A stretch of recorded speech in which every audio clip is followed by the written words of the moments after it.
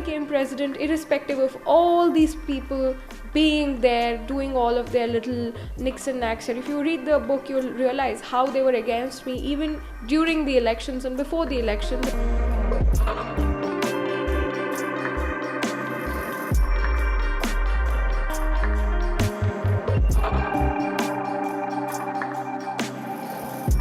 Even during the elections and before the elections, and what they were doing to derail my campaign.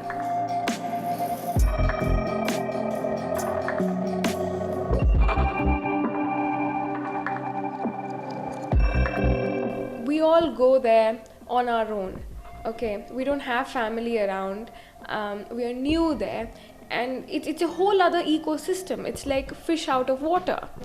So even if there are multiple people who really want to stand up against racism, so the racism manifests in many ways abroad. There's physical abuse that happens, especially, drunk people you can see on a Saturday evening or Sunday evening, really, roughing up people of Bharatiya origin, or, cahooting, saying horrible slurs, throwing racial slurs. It's a very common thing in the UK.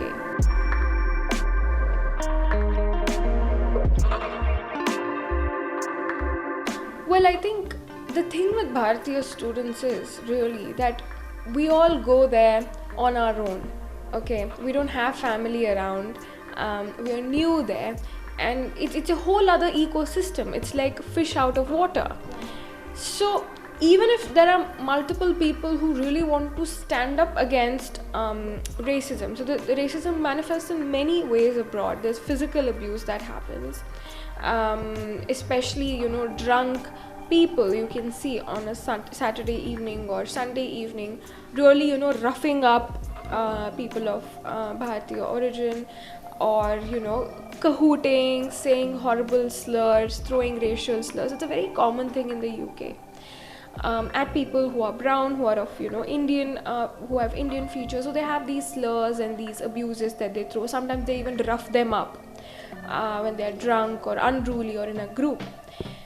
I think Bharatiya students are isolated there. They're alone. They're trying to build a life for themselves. They're in a university miles away from home, away from familiar surroundings. So it becomes really difficult to stand up to them, to stand up to racism, because that comes as a collective. And more often than not, I do believe that stories of racism, stories of abuse against Bharatiya people, it's untold.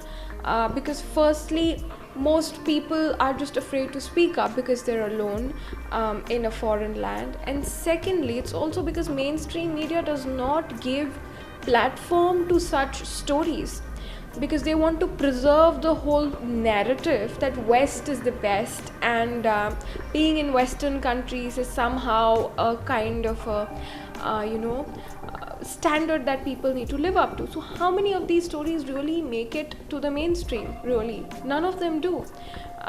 They stifle these stories. If you look at the book, then the book is just a collection of letters written to me, emails sent to me, messages sent to me. So it is just that. Okay, I'm not putting my opinion that they're racist or I was discriminated against. I've just shown what really happened to me with proof. And that in itself really shows how racist, how Hinduphobic, anti-Hindu, anti-Bharatiya these people are. I mean, you can see in the book, there is a letter, there's an essay, there's a very long essay that a history professor at Oxford wrote. And he said, Rashmi Samant, the Hindu president, somehow he made me Hindu president. I was just a student union president. He tries to identify me by my religion and says, comes from Udupi, coastal Karnataka, really belittles where I come from. That is clear racism, to, belittle somebody based on their background. And then he ends the whole essay, horribly racist essay, which I don't want to regurgitate here, it's in the book, by saying, Oxford students are not ready for a Hindu president. That's what he says. Whilst my campaign, my platform, my presence on campus was not based on my Hindu identity, it was based on my identity as a student of the university. I was fighting for reforms on, different things on campus. Anything that a student campus needs. Better mental health, wellness resources, more funds for certain researches, more fund for the decarbonizing efforts on campus. It was more based on something that's going on in campus. And here we have professors actively who are making it about my identity and saying that somehow my identity is problematic, and that this identity shouldn't be allowed to hold the prestigious office of the president of the Oxford University Students' Union. And I think that's horribly racist.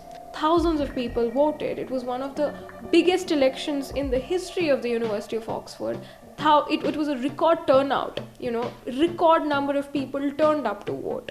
It was a record margin as well. I had a 54% margin in the first round itself against 4 other candidates who were all white, who were all European, who were all male. I think that essence also comes in, right?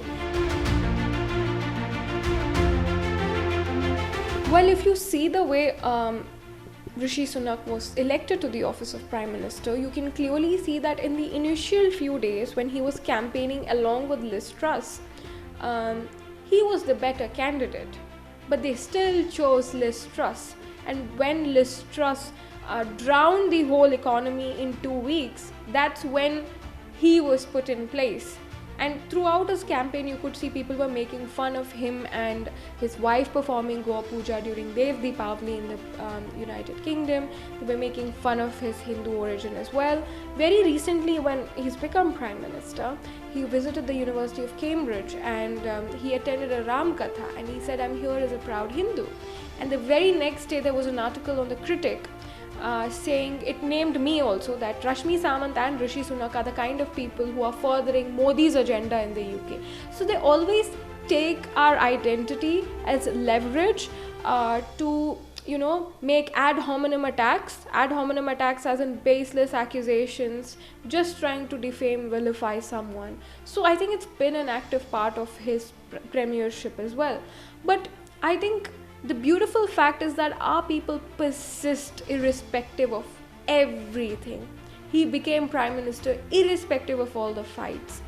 Our people survived despite centuries of occupation and loot by the Mughals and the British.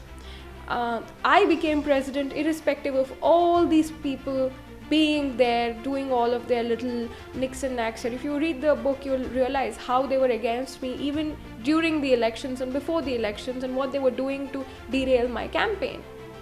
Irrespective of that, our people survive because our people are survivors, our people are fighters, our people do not take injustice lying down.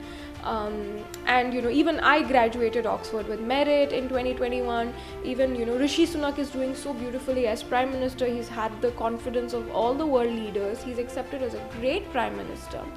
So I think that is the specialty of our people. Our people are treated very badly. Our people are always discriminated against. Our people are always put on another pedestal, but we never take it as an excuse not to excel. We do not cry. We do not become crybabies. Instead, what we do is we fight it and we give it back to them in the face, and we excel irrespective of everything. Well, the fact that we went from G20 to G21 under Modi ji's presidency is all that you need to know. See, the West will never accept the global South, as they call all Asian countries, all of the so-called developing countries, recently developed countries which were formerly looted by the West, which were formerly abused by the West. They will never want us to go ahead. They will always use one thing or the other against us, and when they're forced to give us a seat on the table, they'll give it to us. I think what we need to do as in global diplomacy to really have a say is to make other countries in the global South who've had similar histories to feel seen, to feel powerful.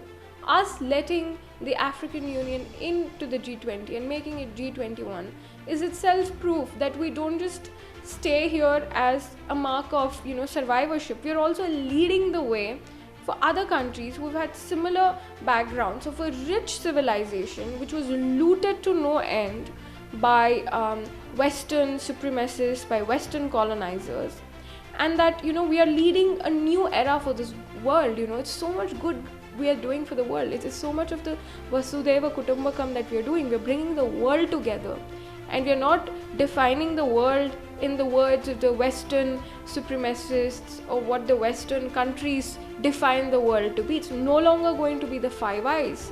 All of us are going to come together, and we, the global South, so much of rich civilizational history, such great people, such warm people, we're all going to finally have a voice. And I think Modi ji is really, really stepping up to be the leader, not just as someone who has a seat on the table with Western people, but also a person who's willing to bring other people who've been disadvantaged before to the table and to give them the recognition that they truly deserve. And I think that is something that we oversee from time to time. All we see is that, okay, he's finally we have a seat with the Western countries. Okay, that's a great thing. America respects us, Canada fears us, UK respects us, we have great relationships in Europe, with Australia. That's what we see.